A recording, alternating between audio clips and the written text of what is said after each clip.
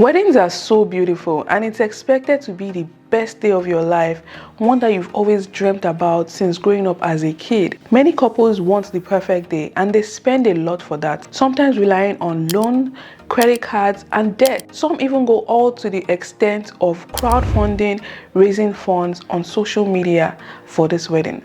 Some couples drain their bank accounts and their savings for a wedding. So why do people go to this extent to finance their wedding? Is having an expensive wedding even worth it? Let's talk about it.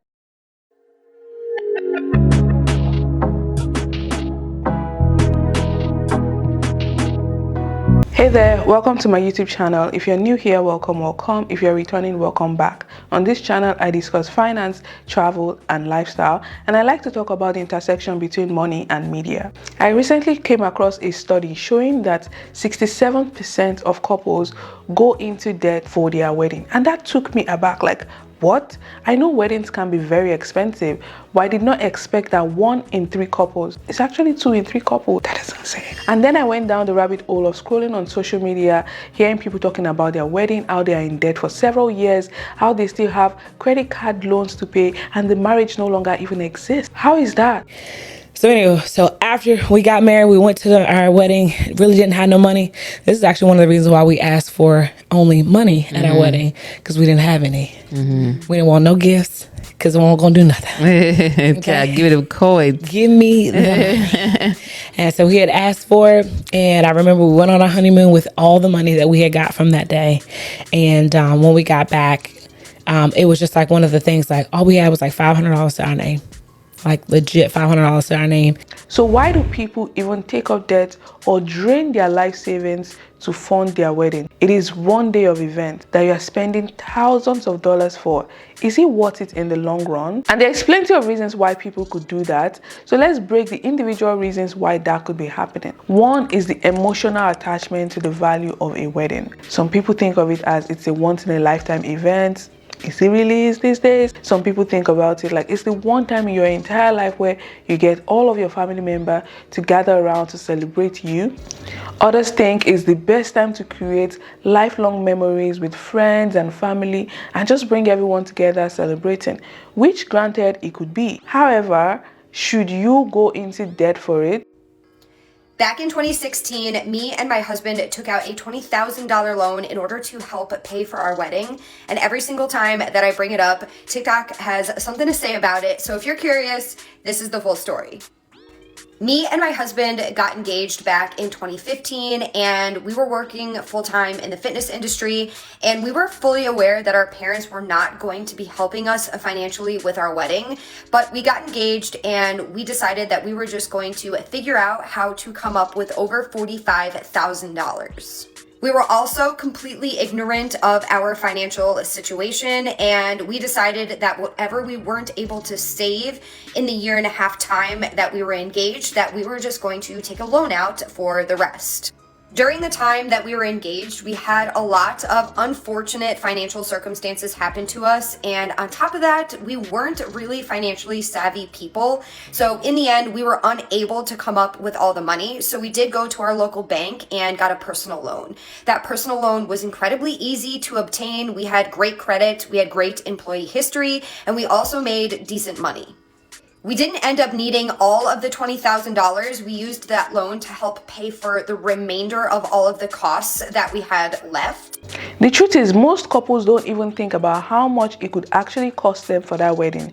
They have an ideal budget or an expectation of how much they will spend, but they underestimate how much true wedding actually costs. Then once they start to spend for this, for venue, for clothes, for dressing, for decoration, DJ, food, music, all of these things, it starts to add up, and there goes their wedding budget down the drain, and they still have to continuously fund the wedding from their pockets. Some couples spend $30,000, $50,000, $100,000, all the way to $600 million to $1 billion that was recently spent in 2023 by the Indian billionaire couples. If you're not familiar with this, let me tell you the tea. It's a marriage between a couple whose parents are billionaires, and it's estimated that they spent somewhere from 600 million to $1 billion to fund that Indian wedding. Now, this wedding was the talk of town. It happened in 2023. They had famous celebrities, CEOs, politicians were in attendance. Even Mark Zuckerberg, the Kardashians, John Cena, so many other people were there, and they attended the wedding live in India. This wedding lasted for 6 days, and now there's rumors that these couples have now separated and are probably going to be divorcing. There is also a studies that show that there is a direct correlation between the amount of money you spend on your wedding and the divorce rate. So couples that overspend on their wedding, they are more likely to get a divorce. Can you believe that? Now, the purpose of this video is not to make anyone feel like, oh, they are not allowed to spend for their wedding, or we are being judgmental here, or we are trying to hope that they are going to separate or divorce or something like that. No, that is not the purpose. The intention here is to help you take a step back, have a bird's eye view, and see what is the reason why you are doing this. Is there a better way to go about it? Could you spend less, or could you have a deeper reflection on what this could mean to you? Raise your hand if you recently got married and feel broke. Guys, I got married 3 weeks ago almost, and we had this beautiful wedding, and it wasn't even that expensive. I'm German, we got married in Germany, and things here are much cheaper than in the US. But the mere fact that all my savings are gone, and I even had to tap into my emergency fund and have like a small loan that I took out of about 1,500, 1,800 euros is killing me. It's giving me so much anxiety. And yes, I know it's gonna come back in with the next paycheck, but I'm just like, I have to start at zero. So for all the 2024 brides, yes, spending the money is worth it. You will have an amazing time, but be mindful of the fact that it's just 24 hours. And after those 24 hours, you need to figure out how to live life on a budget, because girl, the way I'm going to be window shopping for the rest of the year, yeah. Now, once the reality of this wedding cost starts to set in, there is also another angle to it that even makes couples spend a lot more. There is typically a hike in wedding prices. So a photographer that would typically maybe charge $500 per hour for a birthday photo shoot or a something else, another event, would charge 3 times more once they hear the name wedding. Same thing for makeup artists. Once they hear that it's for a wedding, they charge a whole lot more. Even the halls, even the venue, the DJ, everyone hikes the price once they hear that it's a wedding. Why is that? Because they expect that couples would typically want to break the bank or overspend for these emotional events.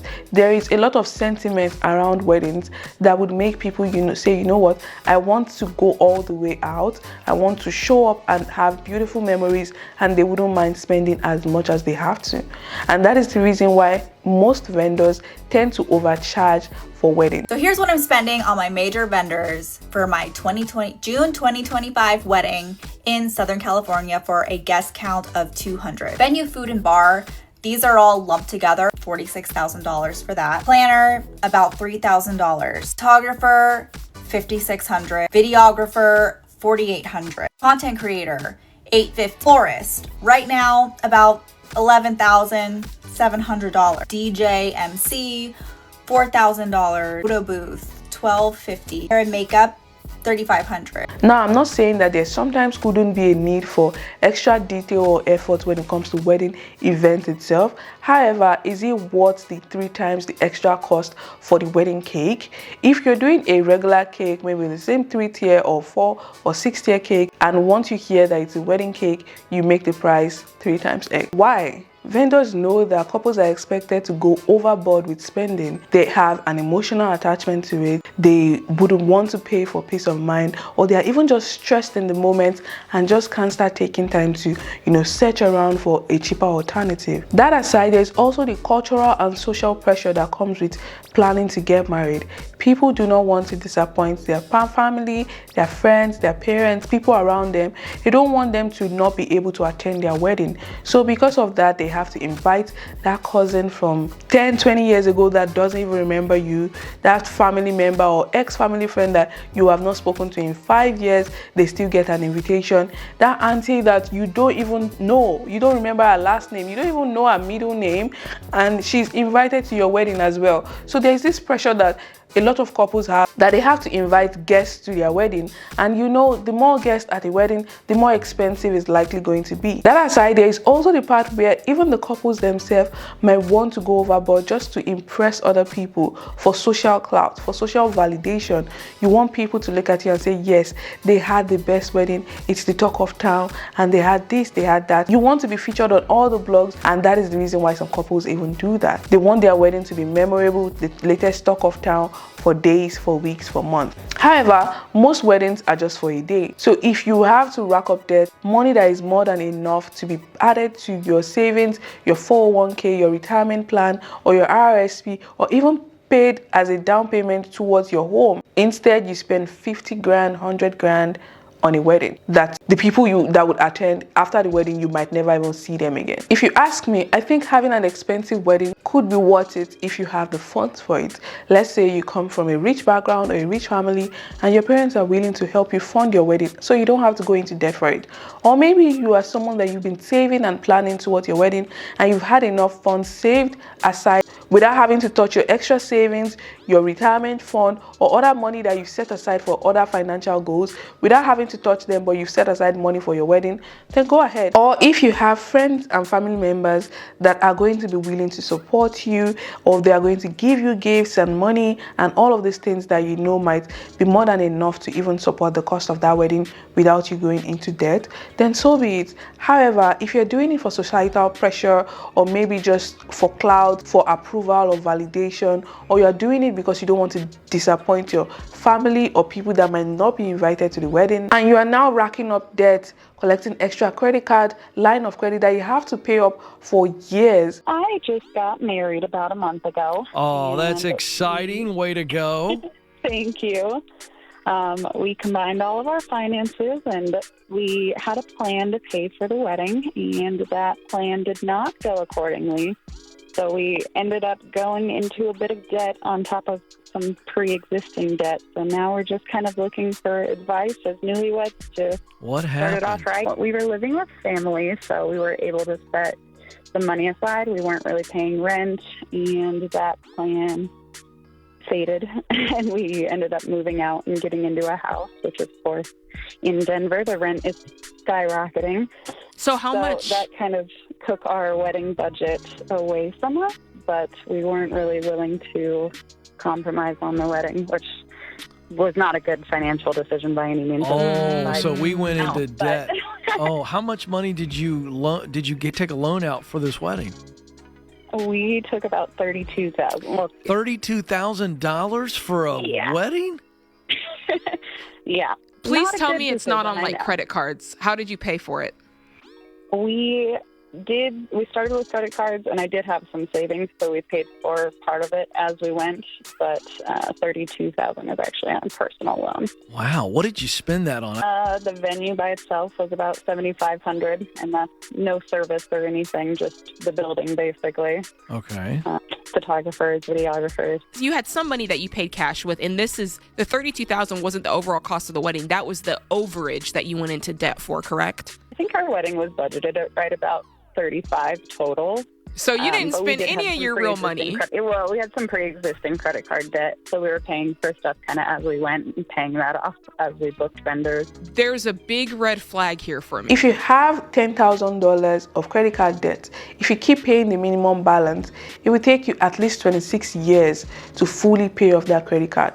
Now imagine when you have thousands, $50,000, $40,000, $30,000 of dollars in credit card debt. That would take you several years for you to be able to pay off. Imagine getting married, going into debt, then still paying off for that wedding, then you separate. Just think about that. The fact that the wedding no longer exists, but you're still paying the debt even after the fact. Think about that. How about you spend that money to collect memories with your partner?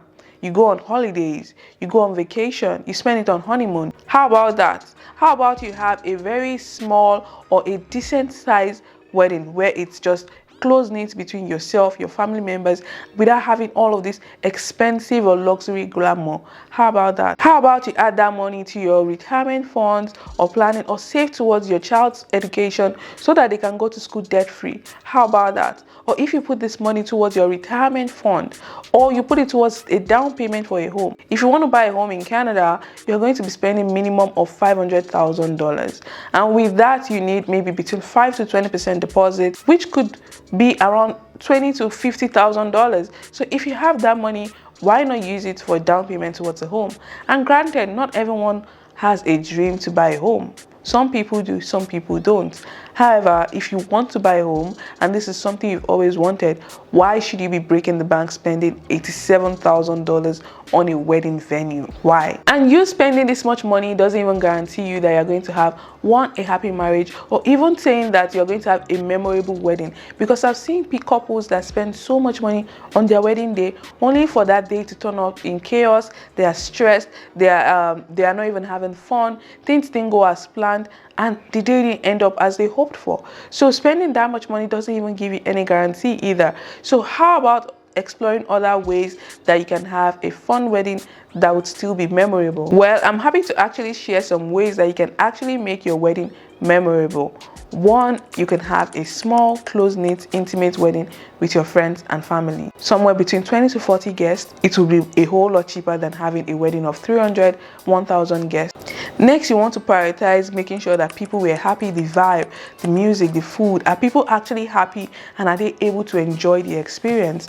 Not the decor. The decor is good, but it's not really what is going to bring the vibe or the entertainment to the wedding. It's the people, the music, the food, the energy in the room. And there are even studies to back this up to show that guests and even the couple themselves mostly only remember the vibe of the wedding. Were people happy? The food, were people able to eat and drink? Are they satisfied? And lastly, the music, the entertainment. Were people happy? Did they enjoy themselves? These are the three things that most couple remembers about their wedding. Not the red carpet or the lights or the chandelier or the big hall or where it is, the location, all of that. They don't remember it. Without breaking the bank or overspending for your wedding, what are some other alternatives that could still make your wedding day feel special and memorable? One, the people you invite. Make sure your guest list is well curated and not some random strangers invited to your wedding. It's your wedding. I'm African, I'm Nigerian. A lot of our parents, they don't see your wedding as your wedding. It is literally their wedding. So they want it to be all their own guests, the people that they invite and whoever they want to be there. But it's also your responsibility. It's your day. You want to be firm and speak to your family and your parents and let them know your stance. Let them also remember that you are not willing or ready to go into debt just to fund this wedding. Two, you should have a budget. A lot of couples tend to have budgets, but they don't stick to it. If you know that you would have a specific amount of guest size, you want to start saving ahead towards it. Three, you can also get married just in a courthouse. I've seen people do this and they are happy, it looks so beautiful. Afterwards, you go ahead and have a stylish dinner with a couple of friends and family, and the night is memorable. Next, I've also seen couples that DIY their wedding. They planned the whole thing themselves. They did not go over the board. They did not overspend. They made sure that they were giving it their personal touch and feel, and it was a whole lot cheaper for them. And lastly, if you want to have an expensive wedding, maybe it's something that you've always dreamt of as a kid, you want the biggest wedding in town, that is fine. Just make sure you have the budget for it. You start to save up and you and your partner are aligned. A lot of couples that we find these days, just because of the wedding issues that they have, the discussion around finances, the communication, they start to experience financial distress even before they get married. And after the wedding, they start to pay off this debt and they start to resent or fight against each other just because of the situation that they now find themselves in. Be sure to be financially transparent with your family. Couples as well, discuss between yourselves to see how much would this wedding burden you? How much would it actually cost you? How much are you intending to let go or to spend for this wedding to make it a good one or a memorable one?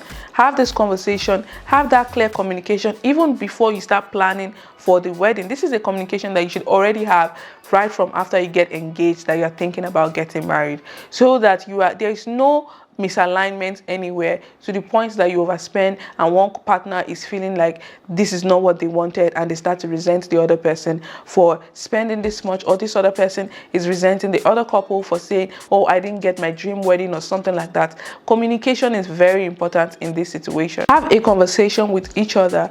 Weddings can be very emotional, the whole planning, it could be very stressful, but conversation between both couples to help them make sure they are both in alignment. This is what they both want. What do they intend to get out of this? What is the end goal for them? How do they go from here? How do you actually fund the wedding? If the fund you've saved up or you've planned is not a lump, what do you do from there? And what do you hope to get out of this at the end of this experience? Do you just want to do it just because of your parents and people around you, or do you want to do it because this is actually what you want?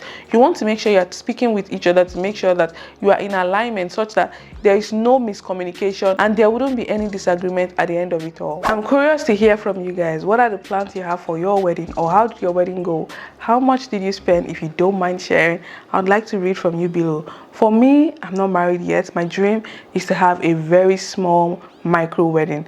Just me, my partner, my family, and his family, and that's it.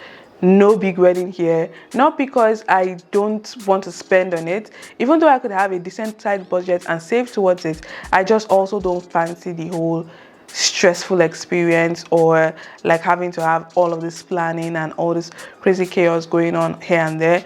It is not for me. My dream would be to have a very long and fun honeymoon where we travel to different places, enjoy different experiences together, and collect beautiful memories as a couple. That is my dream, and I hope it turns out that way. If you are not married or planning to marry soon, how are you preparing for your wedding? Do you have a budget? How are you organizing yourself to make sure that you're staying in check and not overspending or going into debt for your wedding? Weddings are emotional, they are exciting and deeply personal, but they should not leave you financially drained, in debt, or cause distress upon you. Having an expensive wedding is not automatically bad, and it's not also a guarantee for a successful or happy marriage. But you want to ensure that it's intentional and not impulsive, and you're spending on what matters most to you as a couple, not to fulfill some expectation or some pressure from external people. Anyway, thank you so much for watching. If you like this video, let me know by giving it a thumbs up and leaving a comment below. I am so curious to hear your thoughts about weddings and this recent trend, and I would love to speak to you some other time. Thanks for watching. Bye.